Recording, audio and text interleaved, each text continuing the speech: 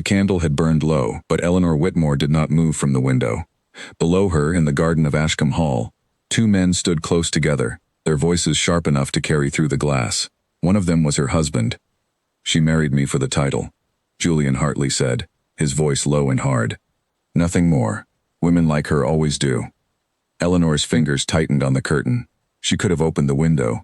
She could have called down and told him he was wrong, that he understood nothing about her, that the truth was so far from what he believed that he would be ashamed to hear it. But she did not. She let the curtain fall and stepped back into the dark of her room, because the promise she had made could not be broken, not even to save her own name. 3 months earlier, Eleanor had stood in a small church in the countryside and become the Duchess of Ashcombe. It had not been a match born of love. Her family's estate was drowning in debt, and Julian Hartley needed a wife who could carry herself in society without asking too many questions. It had seemed, on paper, a fair exchange. Neither of them expected warmth. What Eleanor had not expected was the coldness that followed, a coldness that grew colder still with every week that passed. Julian was not a cruel man by nature, though many believed otherwise. He had learned, early in his life, that people wanted things from him, and that the easiest way to protect himself was to assume the worst of everyone before they could disappoint him. His father had died when Julian was young, leaving him the title and the weight of it far too soon. His mother Margaret had spent the years since reminding him that the Hartley name was the only thing that mattered, that everyone outside their circle was circling them like hawks, waiting for a weakness to exploit. Julian had grown into a man who trusted no one completely, and certainly not a wife whose family had needed his money more than they had needed him. Eleanor understood none of this when she arrived at Ashcombe Hall as its new mistress. She only understood that her husband looked at her the way one looks at an unwelcome guest, and that no matter how she tried, warmth would not come from him. On her first morning as Duchess, she came down to breakfast to find Julian already at the table, a newspaper in front of him. He did not look up. "Good morning," she said. "Is it?" he answered, not as a question. She sat across from him and folded her hands in her lap, waiting for something more, but nothing came. The servants moved quietly around them, refilling cups, setting down plates, and Eleanor felt for the first time the particular loneliness of being surrounded by people and still entirely alone. It would have been easy to resent him for it, many women in her position would have, but Eleanor had not married Julian Hartley with any expectation of love, and she had far greater burdens on her mind than a husband's silence. Her father, Edmund Whitmore, had died only 4 months before her wedding, and in his final days, weak and struggling for breath, he had taken her hand and asked her for one thing. "Promise me," he had said, "that you will look after your brother and sister, whatever it costs you. Whatever you must give up, promise me they will never know what it is to go without." Eleanor had promised, and she meant to keep that promise even if it meant enduring a husband who believed the worst of her, even if it meant swallowing every unkind word he offered and saying nothing in her own defense.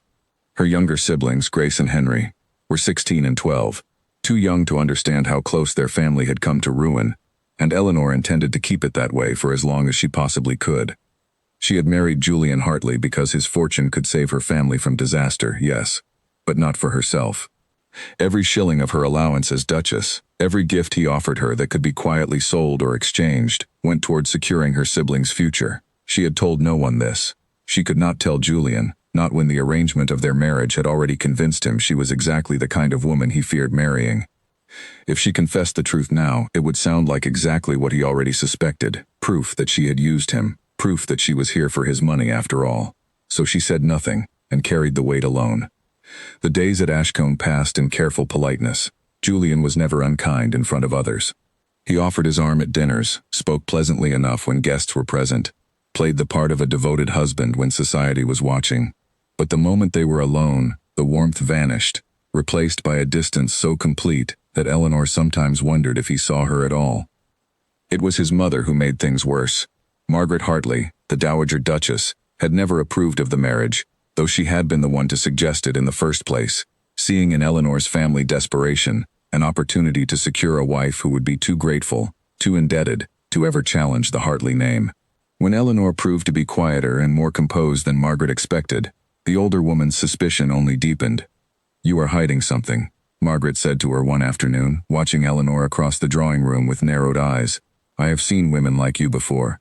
Sweet on the surface, and underneath, always calculating."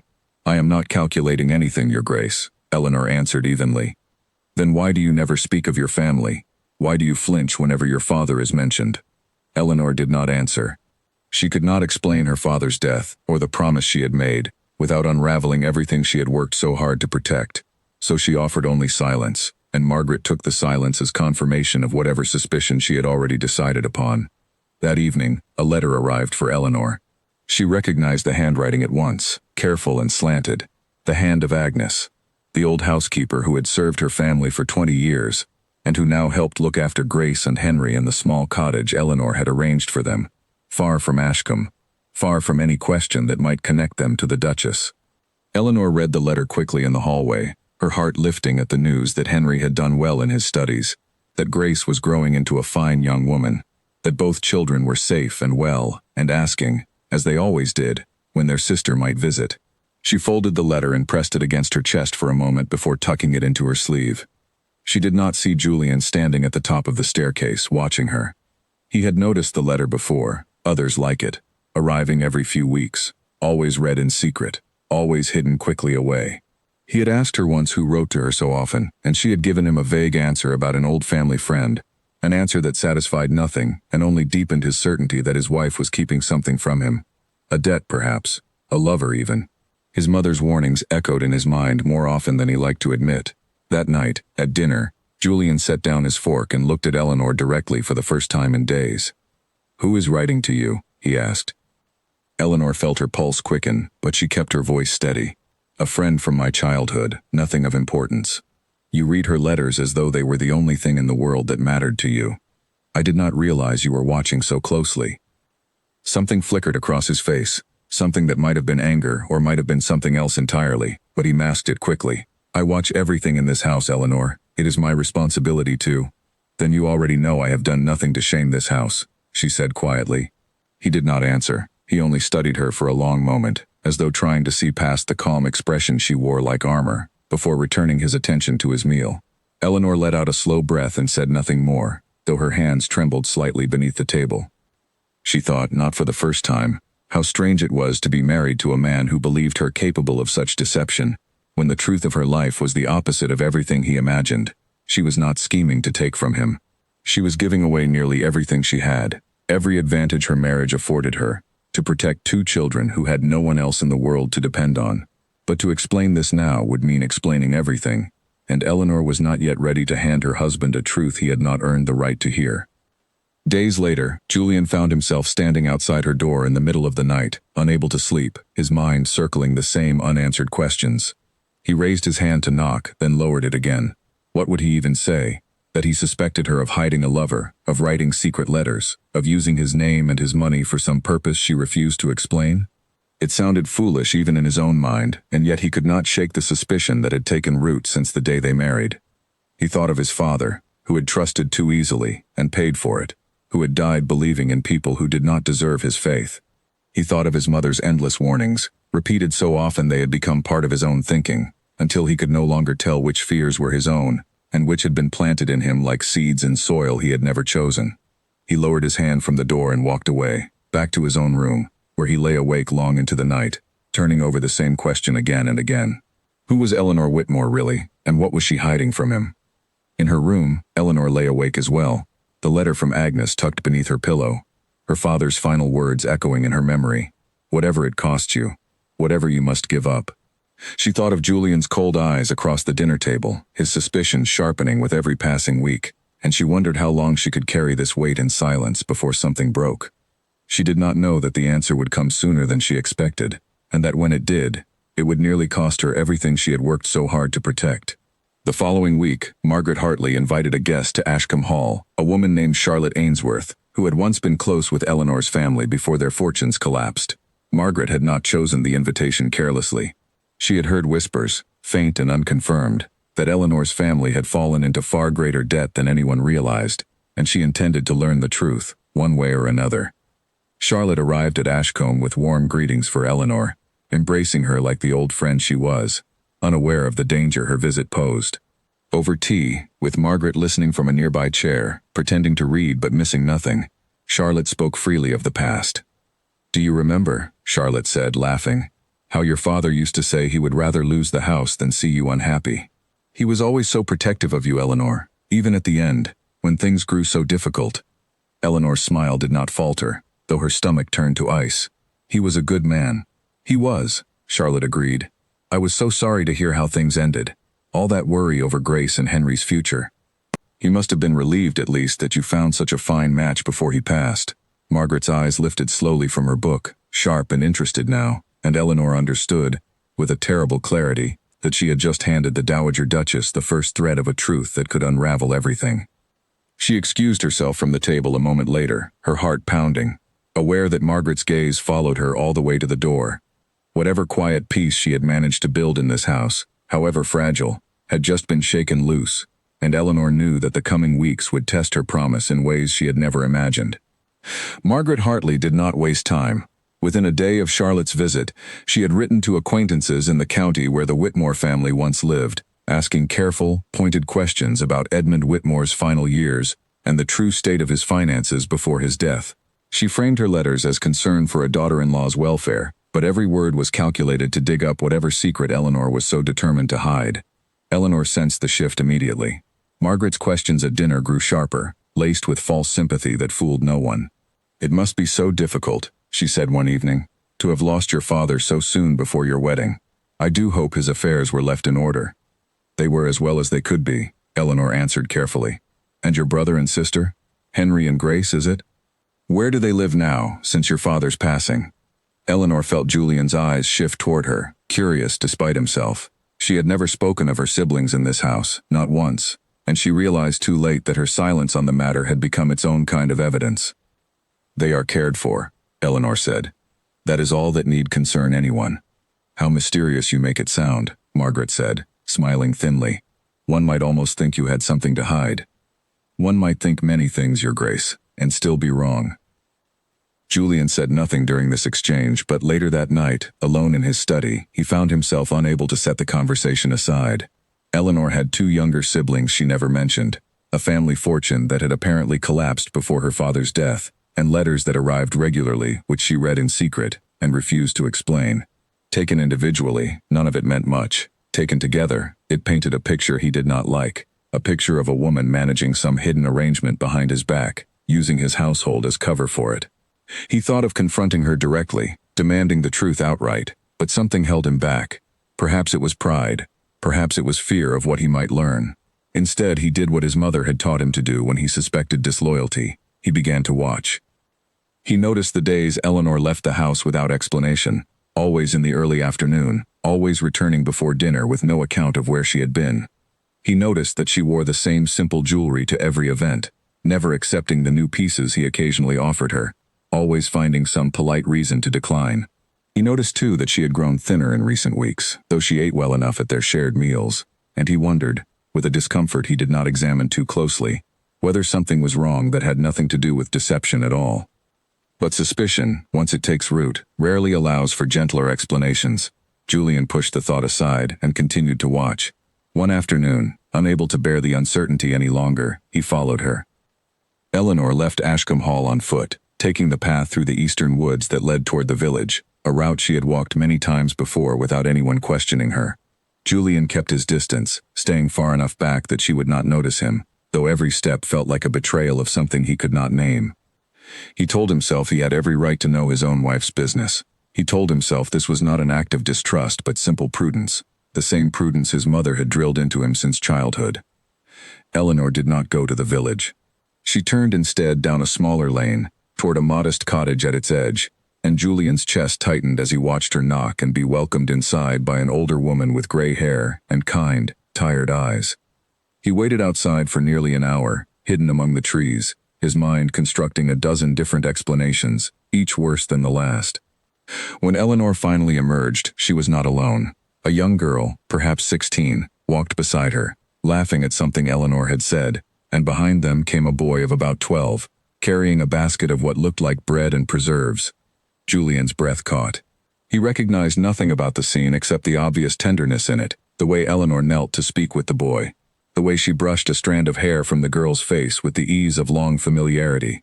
Whoever these children were, she loved them deeply, and whatever business brought her here, it was clearly not the affair his mother had hinted at. He should have felt relief.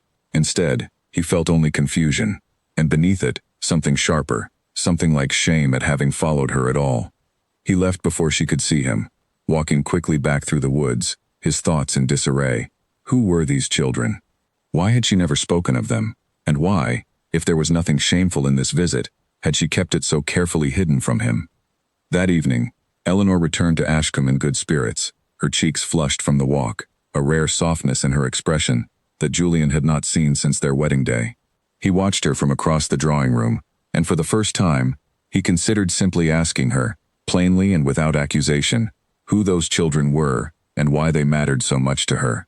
But before he could gather the words, Margaret entered the room, her sharp eyes moving between them with obvious interest. "You look unusually happy this evening, Eleanor," Margaret said. "Did your walk go well?" "It did, Your Grace." "And where did you walk to exactly?" Eleanor hesitated only a moment. "Nowhere of consequence, simply through the woods." Julian watched the lie settle into place, small and practiced, and felt something in him harden again. If there was truly nothing to hide, why lie about something as simple as a walk? He said nothing, but the brief warmth he had felt toward her only moments before curdled into something colder and more familiar. Later that night he finally spoke to her, though not with the openness he had intended. "I would like to know," he said, standing in the doorway of her room, "who you visited today." Eleanor's expression shifted, surprise giving way quickly to caution. "I told you. I walked through the woods. You walked to a cottage at the edge of the village and spent an hour with a woman and 2 children. I saw you, Eleanor." The color drained from her face. For a long moment, she said nothing, and Julian felt a strange mixture of vindication and dread, as though he had finally caught the truth he had been chasing, and now found himself unwilling to hear it. "You followed me," she said quietly. "I had reason to." "You had suspicion, which is not the same thing." Her voice, usually so measured, carried an edge he had not heard before. "You have watched me since the day we married, as though I were a thief in your own house. And now you follow me through the woods like a common spy, and you expect me to simply explain myself to you? I expect honesty from my own wife. And I have given you nothing but honesty," Eleanor said, though even as she spoke the words, she knew they were not entirely true, and the knowledge of that small dishonesty, however necessary, weighed on her more heavily than she wanted to admit. "You simply do not like the shape my honesty takes, because it does not fit the story you have already decided to believe about me." Julian's jaw tightened. "Then tell me the truth now. Who are they?" Eleanor looked at him for a long moment, and for one fragile instant, she nearly told him everything. The words rose in her, the whole story, her father's final promise, the debts, the children who depended on her silence and her sacrifice.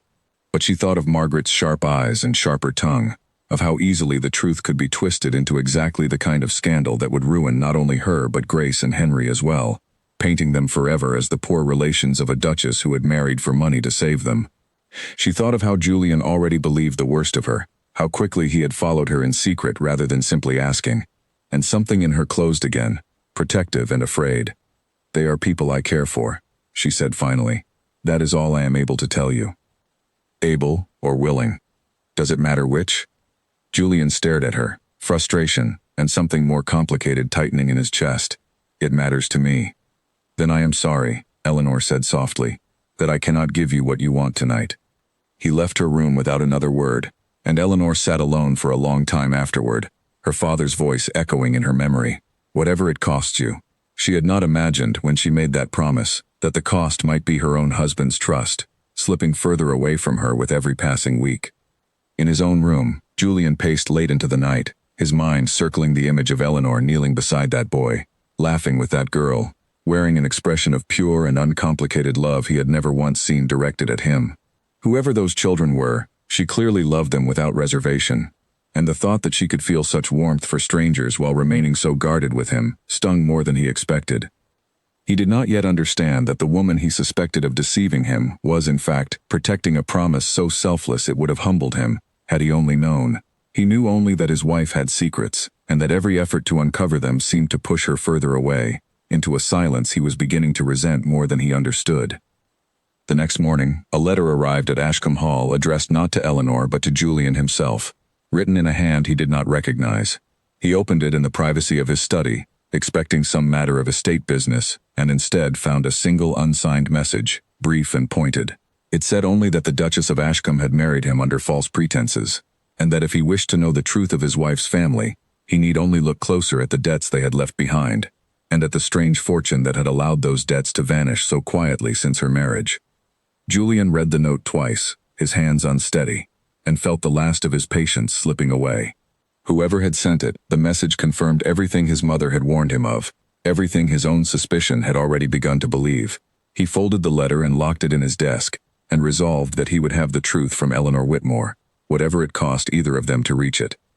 He did not yet know that the unsigned letter had come from his own mother's hand, nor that the fortune it spoke of so darkly was nothing more than Eleanor's quiet, unwavering sacrifice for two children who had no one else in the world to protect them. The letter sat locked in Julian's desk for 3 days before he found the courage to act on it.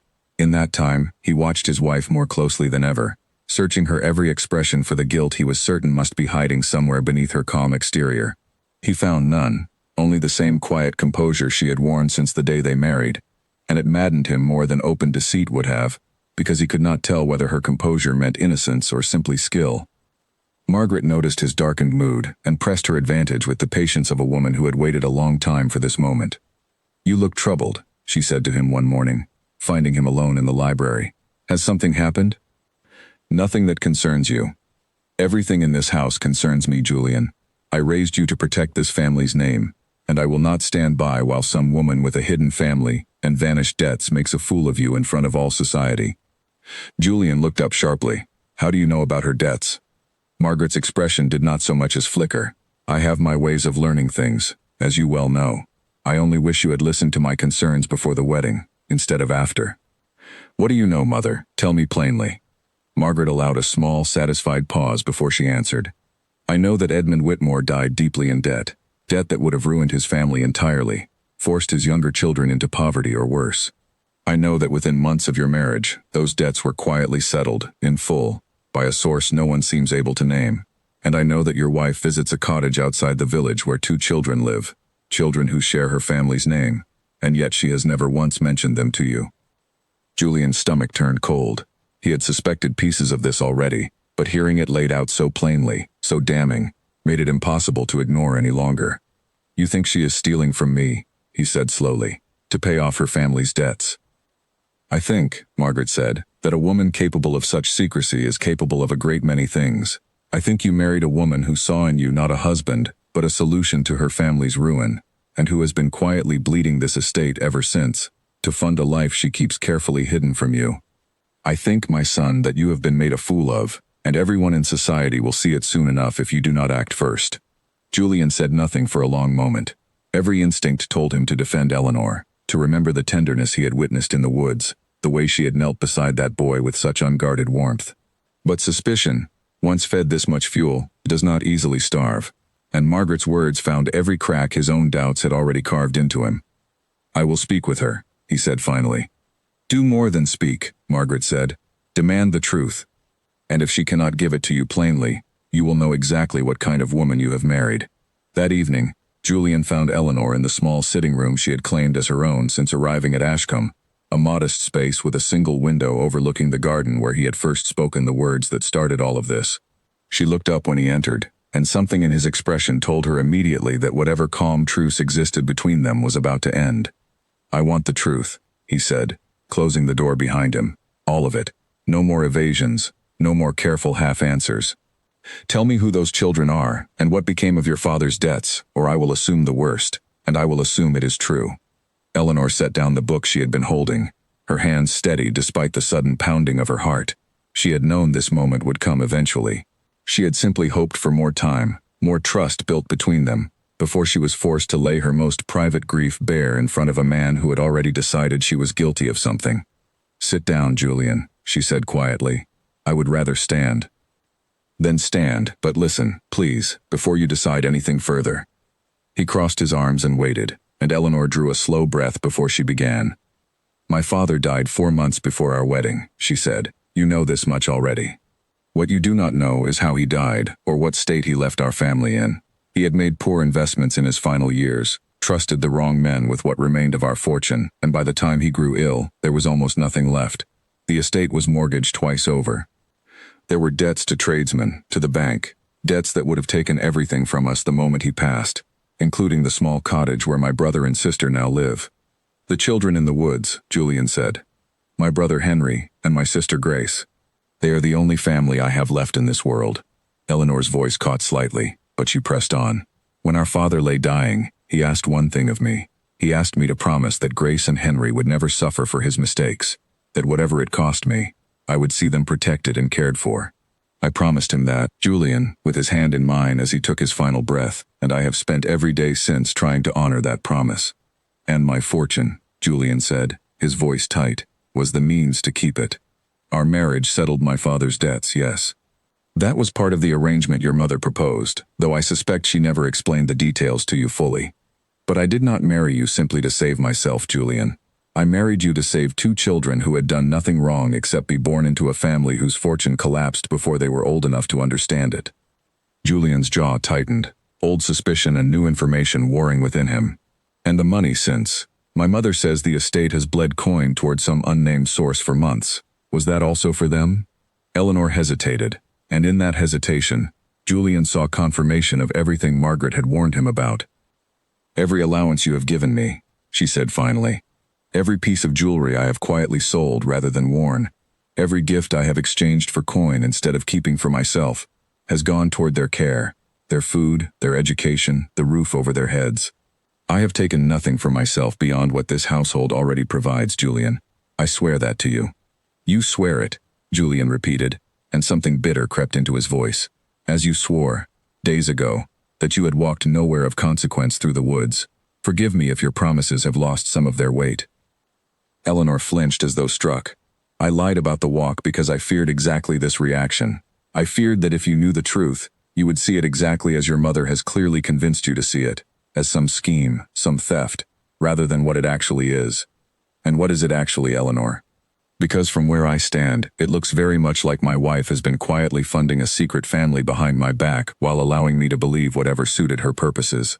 They are not a secret family, Eleanor said, her composure finally cracking, her voice rising with a passion Julian had never heard from her before. They are my brother and my sister, the only blood I have left, and I have spent every day of this marriage terrified that if you learned of them, you would see me exactly as you are seeing me right now, not as a woman keeping a promise to her dying father, but as a thief, a schemer, a woman who married you for nothing more than your money.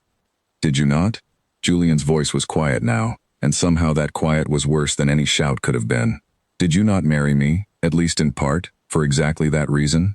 Eleanor stared at him, tears gathering in her eyes, though she refused to let them fall. I married you because it was the only way to save Grace and Henry from a life of poverty and shame, yes. I will not pretend otherwise, but I have never taken more from you than was necessary for their sake, and I have never once deceived you about who I am, only about where I walked on a single afternoon, out of fear, not malice.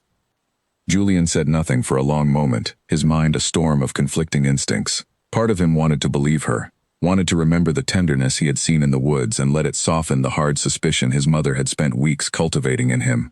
But another part of him, the part shaped by years of his mother's warnings and his own long-held fear of being used, could not release the doubt so easily. I need time, he said finally, time to think on what you have told me. Julian, not tonight, Eleanor. He turned toward the door, then paused, looking back at her with an expression she could not quite read, something caught between anger and something softer, something almost like regret. Why did you never simply tell me? From the beginning? Because I feared exactly this, Eleanor said quietly, that you would hear a woman explain a family fortune quietly vanished into unnamed causes, and see in it only confirmation of every suspicion you already carried. I was not wrong to fear it, was I? Julian had no answer for that, and he left the room without giving one, leaving Eleanor alone with her tears finally falling freely now that there was no one left to see them. She did not sleep that night. She sat by her window, looking out over the same garden where this entire misunderstanding had begun, and wondered whether the truth, once spoken, had made things better, or only confirmed to Julian everything he had already decided to believe about her. She thought of her father's final words, of the promise she had kept at such cost, and wondered, for the first time since making it, whether keeping that promise might ultimately cost her the one thing she had not expected to want, a real marriage, a real partnership, a husband who saw her clearly, rather than through the fog of his own fears. She did not yet know that Margaret Hartley, unsatisfied with the confession she had forced into motion, was already planning something far more damaging. A public unveiling designed not to reveal the truth, but to bury it beneath a lie so convincing that even Julian's fragile newborn doubt in his own suspicions would be crushed entirely. The invitation arrived a week later, gold lettering on heavy cream paper, announcing a grand ball to be held at Ashcombe Hall, in honor of the Duke and Duchess. Eleanor had not been consulted on the guest list, nor on the timing, and when she asked Julian about it, his answer was clipped and distant. "My mother arranged it," he said. "She believes it will help settle the whispers that have already begun about our marriage." Eleanor's stomach tightened at that. What whispers? "The ones that started the moment my mother decided to share her concerns with certain friends," Julian said, and though his voice carried no particular warmth, Eleanor thought she detected, beneath it, a note of something almost like apology. In the days since her confession, he had not been cruel, but neither had he been kind. He watched her now with a careful, uncertain distance, as though still deciding what to believe, and Eleanor found this uncertainty almost harder to bear than his earlier coldness had been. She should have suspected then that Margaret intended the ball as something more than a simple gathering. She should have prepared herself. But grief and hope both make people careless, and Eleanor had allowed herself, in the days since her confession, to hope that perhaps the worst had already passed, that Julian's silence was simply the quiet work of a man reconsidering old certainties. She was wrong. The night of the ball, Ashcombe Hall filled with the finest families of the county, candlelight glinting off jewels and polished floors, the sound of music and laughter carrying through every corridor. Eleanor wore a gown of pale blue silk, her hair arranged simply, no ornament beyond a single strand of pearls that had belonged to her mother. She stood beside Julian as guests arrived, offering practiced smiles and polite greetings, and for a while, it seemed the evening might pass without incident. Then Margaret rose to speak. It began innocently enough, a toast to the Duke and Duchess, offered with a warm smile that fooled everyone but Eleanor, who had learned by now to read the danger beneath Margaret's pleasant expressions. But as Margaret spoke, her words began to shift, subtly at first, then with increasing sharpness, until the entire room had fallen silent to listen. "We are all so pleased," Margaret said, "to see my son so happily settled, though I confess, when the match was first proposed, I harbored certain concerns. It is no secret that the Whitmore family fell upon difficult times before this marriage. Debts, I am told, considerable enough to threaten the family home entirely. And yet, how remarkable that within months of the wedding, those very debts simply vanished, along with a rather curious flow of funds towards some address outside the village that no one in this room, including my own son, seems quite able to explain." A murmur rippled through the crowd. Eleanor felt the blood drain from her face, felt every eye in the room turn toward her, felt Julian go rigid beside her. "I do not say this to cause distress," Margaret continued, her voice honeyed and cruel. "I say it only because I believe a family as old and respected as ours deserves honesty from those who marry into it. And I wonder, truly I do, whether my son fully understood what he was agreeing to when he took Eleanor Whitmore's hand. A wife who quietly funnels her husband's fortune to unnamed recipients, who visits secret cottages under cover of solitary walks, who has never once, in all these months, brought her own family before this household to be properly acknowledged. One might almost wonder what she is hiding, and why." The room had gone utterly silent now, every guest watching Eleanor with open curiosity, some with poorly disguised delight at the unfolding scandal. Eleanor's heart pounded so violently she feared everyone could hear it, but she kept her chin lifted, refusing to let the tears gathering in her eyes fall in front of this crowd. She looked to Julian, silently pleading with him to say something, to defend her, to remember the truth she had confessed to him only days before. But Julian stood frozen, caught between his mother's public accusation and his wife's silent plea, and in that terrible pause, humiliation did what neither of them could undo. "Perhaps," Julian said finally, his voice tight and strange even to his own ears, "my mother raises questions that deserve answers." He turned to Eleanor, and though some part of him screamed that this was wrong, that he had already heard her explanation, that he owed her the chance to speak here as she had spoken to him in private, the weight of every watching eye and every year of his mother's careful conditioning pressed down on him, until he said the words that would haunt him for weeks afterward. "Eleanor, will you not explain to our guests where the money has gone?" The betrayal in that question struck Eleanor harder than any blow could have. He knew the truth. She had told him everything, had bared her grief and her promise and her sacrifice, and now, in front of all society, He was asking her to defend herself as though she had told him nothing at all, as though his mother's poisoned words carried more weight than her own honest confession. Eleanor looked at him for a long moment, and in that look, Julian saw something break that he would spend a great while trying to repair. "I have already told my husband everything he needed to know," Eleanor said, her voice carrying clearly across the silent room, steady despite the tremor she felt in every part of her body. "If he chooses, in front of all of you, to pretend otherwise, then there is nothing further I can say that would satisfy this room's appetite for scandal." She did not wait for a response. She turned and walked from the hall, past rows of watching guests, past Margaret's satisfied smile, out into the cool night air, where she finally allowed the tears to fall, silent and furious, for a promise that had cost her more than she had ever imagined possible. Behind her, the ballroom erupted into whispers, and Julian stood motionless amid them, the weight of what he had just done settling over him like a physical thing. He had seen the look on Eleanor's face before she left, and it had not been anger, though anger would have been simpler to bear. It had been grief, deep and quiet, the grief of a woman who had told the truth and watched it be discarded anyway.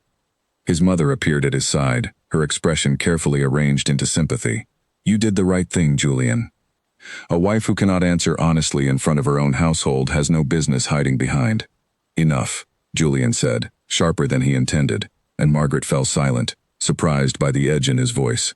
He looked toward the door through which Eleanor had disappeared, and for the first time in weeks, doubt crept into him, not about his wife, but about himself, and about how easily he had let his mother's voice drown out the truth his wife had already given him in private. He did not go after her that night.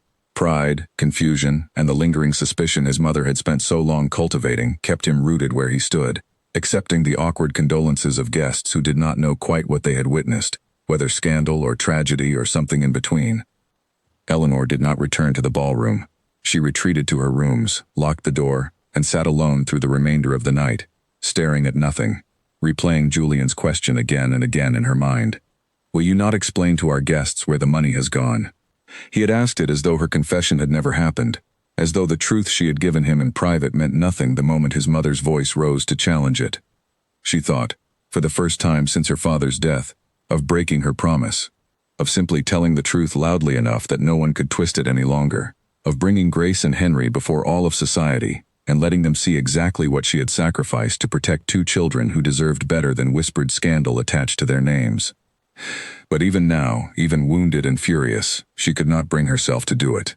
Her father had asked her to protect them from shame, not expose them to it for the sake of her own vindication, and Eleanor would not break that promise, not even to save her own reputation. She would find another way. She did not yet know what that way would be, only that she would not defend herself with words in a room that had already decided to believe the worst of her. If the truth was to be believed at all, it would have to be undeniable, laid bare in a way no one, not even Margaret Hartley, could twist into scandal. In the days that followed, the household fell into a silence heavier than any that had come before. Julian and Eleanor moved through the same halls, sat at the same table, but exchanged barely a word between them. Servants whispered among themselves. Guests who had witnessed the scene at the ball carried the story throughout the county, and Margaret, satisfied with the damage she had wrought, watched her son and his wife drift further apart with quiet, contented patience. Julian tried, twice, to speak with Eleanor, to explain himself, to apologize for a moment he already regretted deeply. Both times he found her composed and distant, polite in the way one is polite to a stranger, and both times, the words he had rehearsed died in his throat before he could offer them. He did not know how to undo what he had done in front of that entire room, and Eleanor, wounded too deeply to offer him an easy path back, did not make it simple for him to try. Neither of them knew that the woman who had raised Grace and Henry for the past several months, Agnes, faithful and quietly observant, had already begun to notice the toll this silence was taking on Eleanor, and had decided, on her own, that the time had come to make certain someone in that grand house finally learned the truth in full, whether Eleanor was ready to tell it or not. Agnes arrived at Ashcombe Hall on a gray morning, unannounced, standing at the servants' entrance with a worn traveling bag and a determined set to her jaw that made the footman who greeted her hesitate before turning her away. She insisted, firmly enough that word was carried up to Julian himself, that she had business with the Duke that could not wait, and that she would not leave until she had spoken with him directly. Julian received her in his study, curious despite himself, and found himself facing a woman old enough to be his own mother, her hands roughened by years of honest work, her eyes sharp with a kind of quiet authority that made him sit up straighter without quite understanding why. "Your Grace," Agnes said without preamble, "I have served the Whitmore family for 20 years. I raised Eleanor from a girl, and I have looked after her brother and sister since her father passed. I have come here today because I understand there was a scene at your ball, and because I understand my Eleanor has not corrected the lies told about her, and I have decided that if she will not defend herself, then I will do it for her." Julian felt something tighten in his chest. "Go on." "Edmund Whitmore was a good man who made poor decisions in his final years," Agnes said. "He trusted men who did not deserve his trust, and by the time he grew ill, there was almost nothing left of the family fortune. I was there the night he died, Your Grace. I held the lamp while Eleanor sat at his bedside, and I heard him ask her, with his last breath nearly, to promise that Grace and Henry would never suffer for his mistakes. I heard her promise it, and I have watched her keep that promise every single day since, at a cost I do not think you fully understand." "She told me this already," Julian said quietly. "Some of it, at least." "Did she tell you," Agnes asked, reaching into her bag and withdrawing a small worn ledger, "that she has kept a careful accounting of every shilling that has passed between this house and my cottage, so that if ever the day came when someone doubted her honesty, the truth could be proven beyond any twisted word your mother might offer?" She set the ledger on his desk, and Julian opened it with unsteady hands. Page after page, in Eleanor's careful, precise handwriting, recorded every allowance received, every gift quietly exchanged for coin, every shilling sent to the cottage, matched against receipts for Henry's schooling, for Grace's care, for the simple costs of 2 children's survival. Nothing extravagant, nothing hidden for Eleanor's own comfort, every entry accounted for, every expense justified, a meticulous record of sacrifice kept not for pride, but for protection against exactly the accusation his own mother had leveled against her. "She never spent a shilling on herself beyond what this household provided," Agnes said, watching Julian's face as he turned the pages. "She sold jewelry you gave her rather than wear it, so the coin could go to Henry's tutor. She wore the same 3 gowns to every event this past season, because she could not bear to spend on herself what might instead secure her sister's future. I have watched that girl deny herself every small comfort a duchess might expect, not because she is poor, Your Grace, but because she made a promise to a dying man, and she would rather suffer than break it."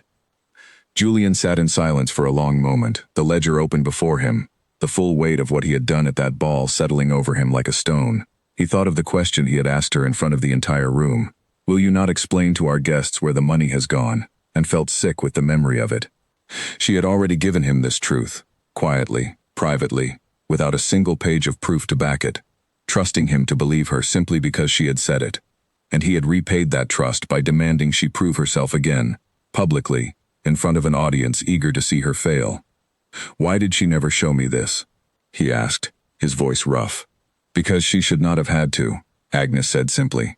"A wife should not need to keep ledgers to prove her own honesty to her husband, but she kept them anyway, because she knew, better than you seem to have known, exactly what kind of doubt she had married into." Julian closed the ledger slowly, his hands trembling slightly. "Where is she now?" "In her rooms, I would imagine, Your Grace, nursing a wound you gave her in front of half the county." Agnes's voice softened, just slightly. "I did not come here to shame you further. I came because I love that girl as though she were my own, and I could not stand by while a lie built by a jealous woman was allowed to stand unchallenged. What you do with the truth now is your own affair." She left shortly after, declining Julian's offer of refreshment or rest, insisting she needed to return to the children before evening fell. Julian watched her go from his study window, the ledger still open on his desk, and felt, for the first time in weeks, something close to clarity. He found Eleanor exactly where Agnes had guessed, seated by her window, a book unread in her lap, her eyes distant with thoughts he could only guess at. She looked up when he entered, her expression guarded, and he understood, with a fresh stab of shame, that she expected nothing good from this visit. "Agnes came to see me," he said. Something flickered across Eleanor's face, surprise quickly masked by wariness. "She should not have troubled you. She showed me your ledger." Eleanor's composure finally cracked, just slightly, color rising in her cheeks. "That was not meant for your eyes." "Why not?" Julian's voice was gentle now, gentler than she had heard from him in weeks. "Eleanor, I have spent this entire marriage assuming the worst of you, listening to my mother's warnings over my own wife's word, and you spent that same time quietly recording every shilling, every sacrifice, in case you ever needed to prove yourself innocent of a crime you never committed. I asked you, in front of the whole county, to explain yourself, when you had already given me the truth days before. I am ashamed of what I did, more ashamed than I know how to say." Eleanor said nothing for a long moment, watching him carefully, as though testing whether this softness was real or simply another performance for her benefit. "You believed your mother over me." "I did," Julian admitted. "Not because I wanted to, but because I did not know how not to. My whole life, I have been taught that everyone wants something from the Hartley name, that trust is a weakness to be guarded against rather than offered freely. I did not know how to simply believe you, even when some part of me wanted to, because believing felt like exactly the kind of foolishness my mother warned me against my whole life. And now? Now I have seen the truth in your own handwriting, page after page of a sacrifice I never asked you to make, and did not deserve to receive without gratitude. I have been a poor husband to you, Eleanor. Worse than poor. I let my mother's fears become my own, and I let them cost you a humiliation you did not deserve, in front of people who will whisper about it for months to come." Eleanor's eyes filled with tears she no longer tried to hide. "I kept my promise to my father because I believed it was the right thing to do, whatever it cost me. I did not expect it to cost me my husband's trust as well." "You have not lost it," Julian said, crossing the room to kneel beside her chair, an act of humility she had never once seen from him. "Or if you have, I mean to earn it back, however long that takes. I want to meet them, Eleanor, Grace and Henry. I want to know the family you have sacrificed so much to protect, and I want them to know they need never hide from this house again." Eleanor looked at him for a long moment, searching his face for the coldness that had defined so much of their marriage, and found instead something she had not expected to see there, something raw and honest and afraid in its own way. "You mean this? I have never meant anything more." She let out a breath she had not realized she was holding, and for the first time since her father's death, felt the terrible weight of her promise ease slightly, shared at last with someone willing to carry part of it alongside her. "There is something else you should know," she said quietly. "My mother's pearls, the ones I wore to the ball, they are the only piece of jewelry I never sold, because they were the last thing she gave me before she died, when I was younger than Grace is now. I could not part with them, even when the cottage needed repairs last winter, and I had little else left to offer. I tell you this not to earn your sympathy, but because I want you to understand that everything you believed about me was built on fear, not fact, and the fact was always simpler and sadder than the fear." Julian took her hand, gently, the first true tenderness he had offered her since their wedding day. "Then let us build whatever comes next on fact instead." Outside, evening settled slowly over Ashcombe Hall, and within its walls, for the first time since their marriage began, husband and wife sat together not as strangers bound by arrangement, but as two people beginning, cautiously, to understand each other at last. But the truth, once spoken between them, was not yet spoken to the world that had witnessed Eleanor's humiliation, and Julian knew that whatever peace he had found with his wife tonight would mean little if he did not also find the courage to correct, publicly, the damage his silence at that ball had allowed to take root. Word spread quickly when Julian announced a second gathering at Ashcombe Hall, this one smaller than the ball but no less significant, drawing many of the same families who had witnessed Eleanor's humiliation weeks before. Margaret, informed of her son's plans only the morning of the event, arrived at his study in a state of barely contained alarm. "What is the meaning of this?" she demanded. "Another gathering, so soon after the last? What could you possibly hope to accomplish?" "I intend to correct what happened at the ball," Julian said, not looking up from the papers on his desk. "Correct it, Julian? The whole county already believes what they believe. There is nothing to correct, only damage to manage, and I have been managing it carefully these past weeks, smoothing over the worst of the whispers." "You created the whispers, Mother." Julian's voice was calm, but there was an iron beneath it that Margaret had rarely heard from him before. "You manufactured a scandal from a woman's private grief, twisted a dying man's promise into something shameful, and humiliated my wife in front of everyone whose opinion she has ever had to care about. I let you do it, because I was too afraid of my own doubt to stop you. That ends tonight." Margaret's face paled, though she recovered quickly, drawing herself up with the same imperious bearing she had used to command Julian's obedience his entire life. "You would choose her over your own mother, over this family's name?" "I would choose the truth," Julian said, "over whatever fear has driven you to protect this family's name at the cost of an innocent woman's dignity. I love you, Mother, but I will not let you do this again, not to Eleanor, and not to whatever family we build from here." Margaret had no answer for that, and she left his study in silence, the first true defeat she had suffered in longer than she cared to remember. That evening, as guests gathered once more in the grand hall of Ashcombe, Eleanor stood beside Julian in a gown of deep green silk, her mother's pearls once again at her throat, her chin lifted with a quiet courage that did not waver even as she felt the curious, uncertain glances of the crowd around her. She did not know exactly what Julian intended to say, only that he had asked for her trust one final time, and after everything, she found she was willing to give it. Julian raised his glass, and the room fell silent, guests exchanging uneasy glances, remembering all too well how the last such gathering had ended. Some weeks ago, Julian began, in this very room, my mother raised questions about my wife's honesty, questions I failed to answer as I should have, because I allowed old fears and poor judgment to silence the truth I already possessed. I owe all of you, and my wife most of all, a correction of that failure tonight. He turned slightly toward Eleanor, his voice steady despite the vulnerability in it.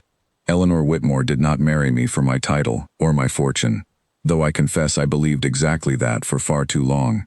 She married me because it was the only way to save her younger brother and sister from the ruin her father's final years had brought upon their family.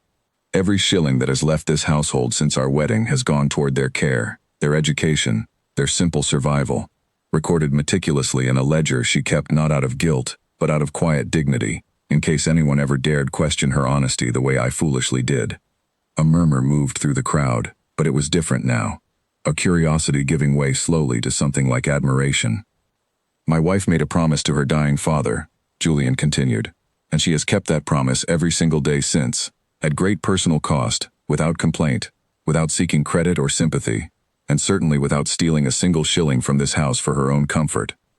I was wrong to doubt her. I was wrong to let my mother's suspicion outweigh my wife's honesty, and I was especially wrong to ask her, in this very room, to defend herself against a truth she had already given me freely. I will not make that mistake again. He looked at Eleanor now, and something passed between them that the watching crowd could not fully understand, but recognized nonetheless as real. Eleanor, I am sorry. I do not expect these words to undo what happened here weeks ago, but I intend to spend as long as it takes proving them true through my actions, not simply my apologies. The room remained quiet for a long moment before Charlotte Ainsworth, standing near the front of the gathered guests, began to clap, softly at first, then with growing warmth, until the sound spread through the hall, guests turning to Eleanor with expressions far different from the curious cruelty of weeks before. Eleanor felt tears rise in her eyes, though this time they were not born of grief. Later that evening, after most of the guests had departed and only a few close friends remained, Julian led Eleanor out into the same garden where his suspicion had first taken root, where she had once overheard him doubting her from her window above. I would like to bring Grace and Henry here, he said, not for a single visit, but to stay, if you wish it, and if they wish it too. This house is large enough for a family, Eleanor, and I find I would very much like ours to be a real one. Eleanor looked at him, searching for any trace of the cold distance that had defined their first months together, and found instead only warmth, uncertain still in places, but genuine. You would truly welcome them here, not as some obligation, but as family?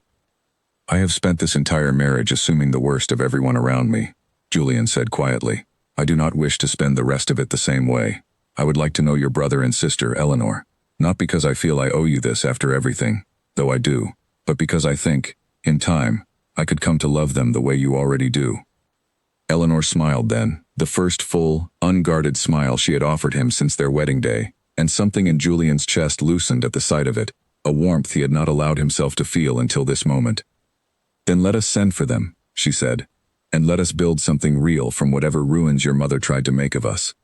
In the weeks that followed, Grace and Henry arrived at Ashcombe Hall to stay, tentative at first, uncertain of their welcome, but Julian met them with a kindness that surprised even himself, patient with Henry's shy questions about the estate, gentle with Grace's quiet nervousness in such a grand new home. Slowly, carefully, the house that had once felt so cold to Eleanor began to feel, for the first time, like something worth calling a home. Margaret Hartley did not leave Ashcombe entirely, though her influence over her son diminished considerably in the months that followed, her sharp tongue tempered by the growing warmth she witnessed between Julian and Eleanor, a warmth she had never quite managed to poison, no matter how hard she tried. In time, even she began to soften, watching her son become a better man than his fears had once allowed him to be. Eleanor kept her ledger still, out of habit more than necessity now, though the entries within it had changed. No longer records of secret sacrifice, hidden from a suspicious husband, but simple accounts of a family's life together, honest and unremarkable in the way that happy things often are. And on quiet evenings when the household had settled and the children had gone to bed, Julian would often find Eleanor by the same window where he had first doubted her, and he would sit beside her, not in suspicion now, but in quiet companionship, grateful for a promise she had never broken, and for the trust he had finally learned, however late, to offer in return. A year passed at Ashcombe Hall, and with it came a peace neither Julian nor Eleanor had believed possible in those first cold months of their marriage. Henry had grown taller, more confident, spending his afternoons in the estate's library poring over books Julian had once studied himself, occasionally seeking out the Duke's advice with a shyness that had slowly given way to genuine affection. Grace, now 17, had blossomed under the steady care of both Eleanor and, unexpectedly, Margaret, who had discovered in the girl a quick wit and gentle nature that reminded her, in rare unguarded moments, of a softer version of herself long buried beneath years of fear and ambition. Eleanor no longer sold her jewelry in secret, no longer measured every shilling with anxious calculation, though the careful habits of those difficult months never fully left her. She still kept her ledger, still recorded the family's expenses with the same meticulous hand, but now Julian sat beside her some evenings as she did it, adding his own notes, learning the value she placed on honesty and care, qualities he had once mistaken for deception. One afternoon, walking together through the eastern woods where Julian had once followed her in suspicion, they passed the same path in comfortable silence, no longer strangers wary of each other's secrets. "I used to dread this path," Eleanor admitted, certain I would be discovered before I was ready to explain myself. "And now? Now it simply feels like the way home," she said, and Julian, taking her hand in his, thought that he had never heard a truer description of what they had built together. Word of their reconciliation, and of Julian's public apology, traveled through society far beyond the county, and in time, the story of the Duke who had doubted his wife only to discover the depth of her quiet sacrifice became something spoken of with admiration rather than scandal. Families who had once whispered about Eleanor's mysterious visits to the cottage now spoke, instead of her devotion to her siblings, of the ledger she had kept not from guilt but from grace, of a promise made to a dying father and honored at tremendous personal cost. Margaret, for her part, never fully apologized for the scheme that had nearly destroyed her son's marriage, though her actions in the months that followed spoke a quieter penance. She took a particular interest in Grace's education, arranging tutors and introductions that would serve the girl well in years to come, and though she and Eleanor never became close in the way mothers and daughters sometimes do, a wary respect grew between them, built on the mutual understanding that both women had, in their own ways, been shaped by fear into choices they might otherwise have made differently. On the anniversary of their wedding, Julian arranged a small, quiet renewal of their vows, attended only by family, Grace and Henry standing proudly beside their sister, Agnes weeping softly in the front row, even Margaret present, her expression, for once, entirely without calculation. "I did not understand, when we first married, what it meant to build a life with someone, rather than simply share a house with them," Julian said, holding Eleanor's hands before the small gathering. "I understand it now, because you showed me, through every sacrifice I once mistook for deceit, what real devotion looks like. I promise you now, what I failed to offer freely then, my trust, my honesty, and whatever strength I have, for whatever life asks of us next." Eleanor, her eyes bright with tears she no longer needed to hide, answered him with a promise of her own, one made not out of desperate necessity as her first vows had been, but out of a love that had grown slowly, honestly, from the ruins of doubt into something neither of them had expected to find. "I made a promise once to my father, in his final hours, and I have carried it every day since," she said. "Now I make a new promise, to you, and to the family we have built together. Whatever comes, we will face it honestly, side by side, and I will never again feel the need to hide what I carry in my heart." The small gathering applauded, and outside, the same garden where suspicion had once taken root, now bloomed fully in the warmth of late summer, a quiet symbol, if anyone cared to notice it, of how far the two of them had come, from a marriage built on doubt, to a partnership built, at last, on truth.